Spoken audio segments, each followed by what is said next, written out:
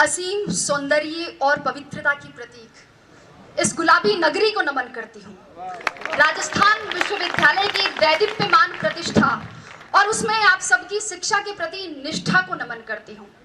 वह वटवृक्ष जिसकी छांव में ये विश्वविद्यालय परिवार फल फूल रहा है, ऐसे कृतज्ञता अभिभूत और जीवन सौंदर्य के पारखी माननीय कुलपति महोदय को नमन करती हूँ।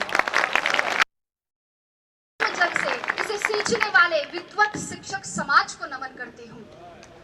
राजस्थान विश्वविद्यालय की वैभवशाली परंपरा और गौरवशाली इतिहास और उसमें जन्मी आप सबकी सुनहरे भविष्य की उत्साहित और अनुशासित प्यास को नमन करते हुए नमन करती हूँ उस परम पिता परमेश्वर को जो मुझ में वक्ता बनकर बोल रहा है, आप में श्रोता बनकर सुन रहा है और इस पंडाल के कण कण में विद्यमान होकर इस परम अनुष्ठान को साकार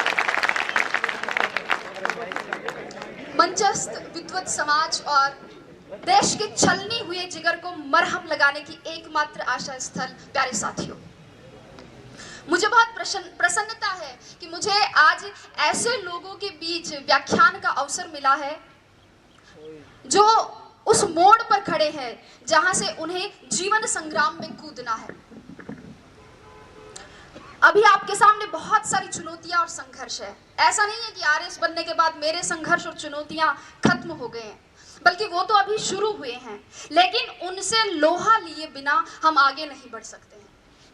साथियों, मुझे नहीं लगता कि मैं अपने इन स्नातक अनुजों को कोई मार्गदर्शन दे सकती हूँ या आप में किसी अभूतपूर्व ऊर्जा का संचार कर सकती हूँ, क्योंकि मैं भी आप ही की तरह एक जिज्ञासु विद्यार्थी रही हूँ और पिछले कुछ वर्षों में वही सामने आप ही की तरफ बैठा करती थी जहां आज आप जगमग तारों की तरह इस परिसर को रोशन कर रहे हैं। किंतु मैं इतना जरूर कह सकती हूँ कि यहाँ सिखाए जाने वाले उस श्रम, उस धैर्य, उस मार्गदर्शन, उस शैक्षिक वातावरण, शिक्षकों की विद्वता और अनुशासन के आवरण को यदि जीवन में उतार लिया जाए तो असंभव कुछ भी नहीं है। जैसा कि एक साथी ने कहा था, वैसे ही मेरे साथ में भी यही घटना है। मुझे भी प्रशासन में आने से पहले ये पता नहीं था कि आरएस क्या होता है, वो क्या करता है।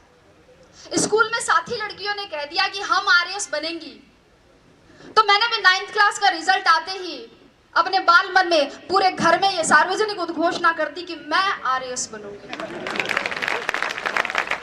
चूंकि पिताजी शिक्षा अधिकारी रहे हैं, इसलिए धीरे धीरे ये पता चला कि हाँ, कोई आरएस होता तो कोई बड़ा अफसर है। किसी ने ताना मार दिया तो आरएस बनना एक चैलेंज के रूप में ले लिया। हम लोग पतंग उड़ाते थे और पड़ोस में एक अगरबत्ती का कारखाना था, वहां बच्चे छत पर अगरबत्तियां बनाते थे। मैं और मेरी बहन वहां गए और वहां जाकर मालिक को कहा कि ये इनसे काम क्यों करवाते हो, इनको पतंग उड़ाने दो ना। तो अंकल बोले कि तू कौन सी कलेक्टर लग रही है यहाँ पे। मैंने सोचा कलेक्टर कौन सी तोप होता है, और अगर ये कोई तोप होता है तो एक गोला तो मैं भी दागूंगी। धीरे धीरे परिवेश बढ़ा, लोगों से जुड़ाव बढ़ा, एक आरएस अधिकारी के अधिकार, दायित्व और दायरे को समझा और फिर खुद के अंदर झांका तो देखा और पाया कि हाँ, मैं किसी काम को योजनाबद्ध तरीके से कर सकती हूँ, किसी बात के पक्ष और विपक्ष पर विचार कर सकती हूँ, नेतृत्व क्षमता भी है, अपनी बात दूसरों तक संप्रेषित कर सकती हूँ। मम्मी और चाची का झगड़ा हो जाता तो उन्हें मना भी लेती हूँ, और दादी का आशीर्वाद तो है ही है। मैं आरएस बन सकती हूँ, मैं आरएस बनूंगी। और तब मैंने सोचा कि न गरज किसी से, न वास्ता किसी से, मुझे काम है अपने काम से, तेरी जिक्र से, तेरी फिक्र से, तेरी याद से, तेरे नाम से। और आरएस को ही मैंने अपनी जिक्र और फिक्र बना लिया। और साथियों, यही सम्मिलित कारण और घटनाएं हैं जिनके परिणाम स्वरूप मैं आज यहाँ आपके सामने उपस्थित हूँ।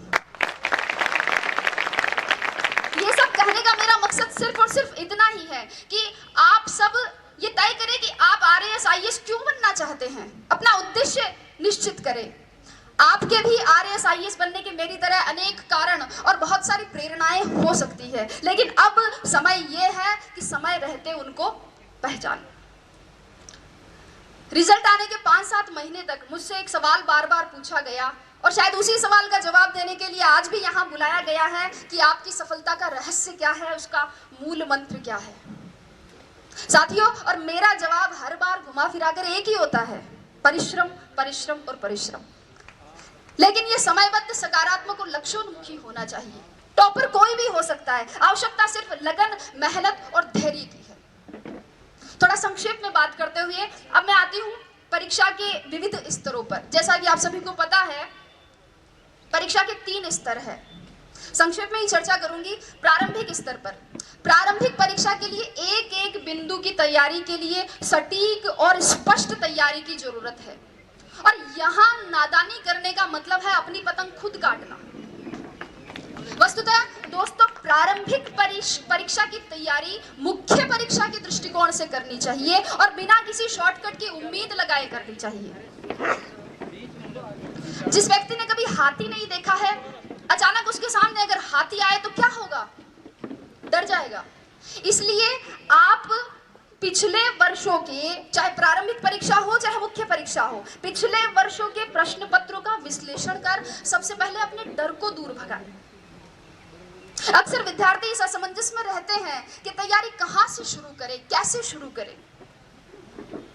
मेरे हिसाब से 9वीं 10वीं की मानक पाठ्य पुस्तकों जैसे एनसीईआरटी बुक्स, इनसे सबसे पहले अपना आधार मजबूत बनाएं और फिर इसके साथ ही किसी एक राष्ट्रीय और राज्य स्तर के समाचार पत्र या और किसी एक मासिक पत्रिका का नियमित अध्ययन करें। जो बिंदु समझ में नहीं आए उन्हें याद करने के लिए नोट्स बना लें और परीक्षा से पूर्व उनका अधिकाधिक रिवीजन करें। ये थी प्रारंभिक परीक्षा। मुख्य परीक्षा की बात करें। मुख्य परीक्षा वास्तव में इस परीक्षा का निर्णायक चरण है, जिसका इस परीक्षा में 88% योगदान है। और यहाँ ध्यान दीजिएगा, यहाँ उत्तर की कसावट और उसका सर्वोत्तम प्रस्तुतिकरण ही कामयाबी का मूल मंत्र है। मुख्य परीक्षा से पहले इन प्रश्नों पर विचार करें कि परीक्षा का पाठ्यक्रम किस प्रकार का है, पैटर्न किस तरीके का है, सवाल पूछे जाने का ट्रेंड क्या रहा है, मानक पाठ्य सामग्री कहां से और कैसे मिलेगी, उत्तर लेखन के लिए रणनीति और समय प्रबंधन कैसे करना है, पूर्व में सफल रहे अभ्यर्थियों की क्या रणनीति रही है, कितनी मेहनत जरूरी है, कितनी मूवीज और पार्टियों में नहीं जाना है, कितनी गप्पे एग्जाम के बाद के लिए छोड़नी है, व्हाट्सएप को मोबाइल में कब तक अनइंस्टॉल रखना है। इन सभी प्रश्नों के सवाल आप खुद खोजें और अगर नहीं मिले तो आप कुलपति महोदय को धन्यवाद दें कि उन्होंने इसका समाधान करवा दिया। दोस्तों, वास्तव में प्रत्येक अभ्यर्थी, प्रत्येक विद्यार्थी के पढ़ने का तरीका, उसके सोच की गहराई, पारिवारिक परिस्थितियां और समय की उपलब्धता अलग अलग होती है। अगर आप इन सवालों के जवाब खोज लेते हैं तो आपकी आधी समस्या का समाधान हो जाएगा। अब बात करती हूँ साक्षात्कार की। जैसे कि पुष्पा जी ने कहा था कि साक्षात्कार आपके ज्ञान का नहीं अपितु आपके व्यक्तित्व का परीक्षण है।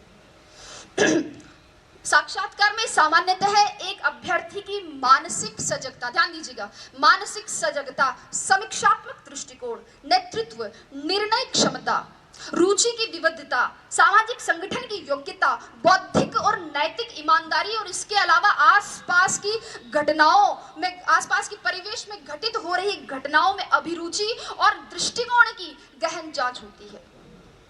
सभी प्रश्नों का उत्तर देना एक अच्छे साक्षात्कार का प्रतीक नहीं है और कुछ प्रश्नों का उत्तर न देना साक्षात्कार के बिगड़ने का परिचायक भी नहीं है। वस्तुतः ये तो सामने आ रही आपकी अवधारणाओं और आपके हाव भाव पर आधारित है। महत्वपूर्ण ये नहीं कि कितने प्रश्नों का उत्तर दिया, अपितु ये है कि उत्तर किस प्रकार दिया। अक्सर विद्यार्थी मुझसे पूछते हैं कि मैडम साक्षात्कार के लिए कक्ष में जाने से पूर्व क्या करें, दरवाजा खोल के अनुमति कैसे मांगे, हिंदी में मांगे या अंग्रेजी में मांगे, कुर्सी पर उनके कहने पर बैठे कि खुद बैठ जाए, बैठते वक्त हाथ टेबल पर रखे, पांव पर रखे, सिर पर रखे, कहाँ रखे। लड़के पूछते हैं कि मैडम टाई लगाएं, टाई के साथ कोट भी पहने, क्या शेविंग करें या नहीं करें। और लड़कियां भी पूछती है कि साड़ी पहने, सूट पहने, सूट पहने तो मैचिंग का ब्लाउज पहने, क्या मैचिंग की nail polish, sandal, earrings, purse, bangles, blah blah blah. लेकिन अगर चर्चा करें तो ये एक ऐसा विषय है जिस पर पूरा दिन खर्च किया जा सकता है। लेकिन अगर मेरी माने, संक्षेप में मेरी माने, तो आप तो बस अगर लगता है कि आपकी तैयारी अच्छी है, आपकी विषय पर पकड़ है, आपने जो अपने हिसाब से कपड़े पहने हैं उनमें आप सुविधाजनक महसूस कर रहे हैं और उनसे आपके शरीर का आत्मविश्वास झलक रहा है। अगर आपको लगे कि आपने अपने माता पिता का आशीर्वाद ले लिया है, ईश्वर में आपकी आस्था है और दादी और नानी ने कह दिया कि जा बेटा कलेक्टर बन के ही आई, तो आप तो बस दरवाजा खोलिए और मुस्कुराते हुए अंदर घुस जाइए। अभी आपका बायोडेटा देखा जा रहा है। एक प्रश्न आपकी हॉबी से, अगला ग्रेजुएशन के विषय से, अगला करंट नॉलेज से और क्रमशः प्रश्नों का सिलसिला। और अगर आपने अंत तक अपनी संप्रेषणीयता, अपनी समझ, अपनी ग्रहणशीलता, अपने नेतृत्व को बनाए रखा, अपने आत्मविश्वास को बनाए रखा है, तो आप उसी तरह मुस्कुराते हुए बाहर आकर भेरू जी, भोमिया जी, पित्तर जी, जिनको भी आपने याद किया था, उनको धन्यवाद दे सकते हैं। और अगर कोई साथी चाहे तो खोले के हनुमान जी में सवामणि की तैयारी भी कर सकता है, क्योंकि मैं एक गारंटी देती हूँ कि जीत आपकी है। शर्त इतनी है कि सवामणि का निमंत्रण मुझे मिलना चाहिए। पास में पड़ोस में कोई शादी हो रही हो, रात्रि जागरण हो तो उन्हें डिस्टरबेंस होता है। सर मैं अपना उदाहरण देना चाहूंगी कि मेरे घर के इस तरफ मंदिर है और इस तरफ मस्जिद। सुबह उठते ही इधर से घास खाए गैया, दूध पिए ग्वाल, छोटो सो मेरो मदन गोपाल शुरू हो जाता था। तो उधर ला इलाहा इल्लल्लाह मुहम्मदुर रसूलुल्लाह के साथ शाम ढलती थी। बारात भी उधर से ही जाती थी, सतराम के जयकारे भी। लेकिन मैं आपको बता दूं कि मैंने अपनी पूरी पढ़ाई अपने घर की छत की तरफ जाने वाली उस आखिरी सीढ़ी पर बैठकर की थी और मुझे हर तरह के शोरगुल में एकाग्रता का इतना अभ्यास हो गया था कि पता ही नहीं चला कब होली की गैर निकल गई और कब ढोल ताशों के साथ मुहर्रम के ताजिए। पढ़ते वक्त मोबाइल बंद रखे। अगर व्हाट्सएप, मैसेंजर और फेसबुक नहीं चलेगा तो एकाग्रता में वृद्धि होगी, लेखन शैली में सुधार होगा और टॉप 50 में आने की संभावनाएं भी बढ़ सकती हैं। मेरी बात करें तो मैं बताऊं, मैंने मोबाइल ही नहीं रखा था। यहाँ बैठे मेरे साथी इस बात के गवाह है कि मैंने एंड्रॉइड मोबाइल OTS में आके खरीदा था और अब व्हाट्सएप पर जुड़ने वाली मैं अपने बैच की आखिरी मेंबर थी। कीटनाशकों की बात करती हूँ इसके बाद। जिस प्रकार पौधे की जड़ों के दीमक और पत्तों के कीड़ा लग जाता है, उसी प्रकार एक विद्यार्थी के भी धैर्य के लालच का, मेहनत के आलस्य का, सादगी के विलासिता का और पढ़ाई के भटकाव का घुन लग ही जाता है। और ऐसे में अनुशासन ही वह कीटनाशक का कार्य करता है। मित्रों, अनुशासन ही वह औषधि है जो किसी भी लक्ष्य की प्राप्ति के लिए किए गए साधना के तपोबल के ओज को परिवर्तित कर देता है। इसलिए अपने आप को अनुशासित बनाए, व्यवस्थित बनाए, अपना खाना पीना, जागना, सोना, ये सब संयत बनाए। और इसके लिए गीता का एक श्लोक मेरी प्रेरणा रहा है कि युक्ताहार विहार से युक्त सर्वस्य चेष्टसु युक्त स्वप्नाम बोध से योगो भवति दुःखः।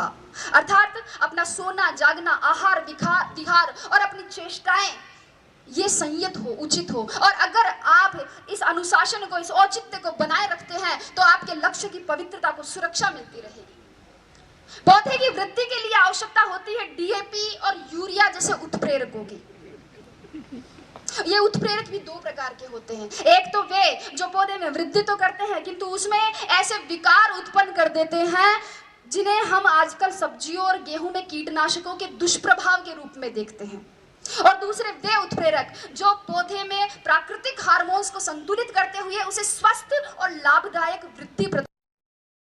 विद्यार्थी के जीवन में भी दो प्रकार के उत्प्रेरक होते हैं। 2008 की परीक्षा में अंतिम रूप से चयनित नहीं होने पर मुझे किसी ने कहा कि तू तो केवी की नौकरी से संतोष कर ले, ये RS बनना तेरे बस की बात नहीं है। तो एक दूसरे मित्र ने कहा कि गिरको कर रे कंथड़ा, हिरण कशो घी खाए, आंख चरे और पून भगे, घोड़ा स्यू आगो जाए। कि हिम्मत कर, हुंकार भर, हिरण कौन सा घी खाता है लेकिन घोड़ों से आगे जाता है। एक था उत्प्रेरण और दूसरा था दुष्प्रेरण। दुष्प्रेरण ना स्वयं करे ना दूसरों के दुष्प्रेरण का शिकार हो, अपने मुकाम, अपने उसूल खुद तय करे और हर बार लोगों की अपेक्षाओं पर खरा उतरने की कोशिश ना करे। एक बार रात के समय एक दुकानदार बंद करने ही वाला था कि ये कुत्ता उसके पास में आया। कुत्ते के मुंह में थैली थी और उसमें कुछ सामान की लिस्ट थी। दुकानदार ने थैली ली, उसमें सामान डाला, बाकी पैसे डाले और सामने रख दी। कुत्ते ने थैली मुंह में उठाई और चल दिया। दुकानदार से रहा नहीं गया। वह आश्चर्यचकित होकर कुत्ते के पीछे पीछे गया, ये जानने के लिए कि इतने समझदार कुत्ते का मालिक कौन है। कुत्ता कुछ देर बस स्टॉप पर खड़ा रहा। बस आई, उसमें चढ़ गया। कंडक्टर पास आते ही उसने गर्दन आगे, बेल्ट में कुछ पैसे और घर का पता था। कंडक्टर ने उसे टिकट दे दी, बाकी पैसे बेल्ट में वापस रख दिए। जो ही अपना स्टॉप नजदीक आया, कुत्ता बस में आगे की तरफ आ गया और पूंछ हिलाकर इशारा किया। बस रुकने पर कुत्ता उतर गया और आगे चल दिया। दुकानदार भी उसके पीछे पीछे चला। कुत्ते ने अपने पैर से 2-3 बार दरवाजा खटखटाया। मालिक बाहर निकल कर आया और उसने लाठी से कुत्ते की पिटाई की। आप सोच रहे होंगे कि क्यों? मालिक भी सोच रहा था। उसने पूछा इसका कारण, तो मालिक ने कहा, बदतमीज ने सारी नींद खराब कर दी, चाबी लेके नहीं जा सकता था, गधा कहेगा। मित्रों, जीवन की सच्चाई भी यही है। लोगों की आपसे अपेक्षाओं का कोई अंत नहीं है। जरा सा आप चूके कि आपने बुराइयां निकाल देंगे और पिछली सारी अच्छाइयों को भूल जाएंगे। इसलिए आप तो बस अपना कर्तव्य कर्म करें, आगे बहुत सी कठिनाइयां हैं। माझी तेरी कश्ती के तलबदार बहुत है, माझी तेरी कश्ती के तलबदार बहुत है, इस पार कुछ मगर उस पार बहुत है। जिस शहर में खोली है तूने शीशे की दुकान, उस शहर में पत्थर के खरीदार बहुत है। लेकिन अगर आपने निश्चय कर लिया है कि आपको इस कठिन राह पर चलना है, अगर आपने सोच लिया है कि अब जलेबी की तरह इसमें उलझ ही गए हैं, तो फिर क्यों न चाशनी में डूबकर जिंदगी का मजा लिया जाए। मेरे कहने का मतलब इतना ही है कि अपनी मेहनत को सफलता के मुकाम तक पहुंचाइए। अपना संबल खुद बनिए, अपनी तारीफ खुद करिए। बुराई करने के लिए तो पूरा जमाना बैठा है। जिन लोगों की नजरों में बुरे हैं आप, कह दे उन्हें कि वे नेत्रदान कर सकते हैं।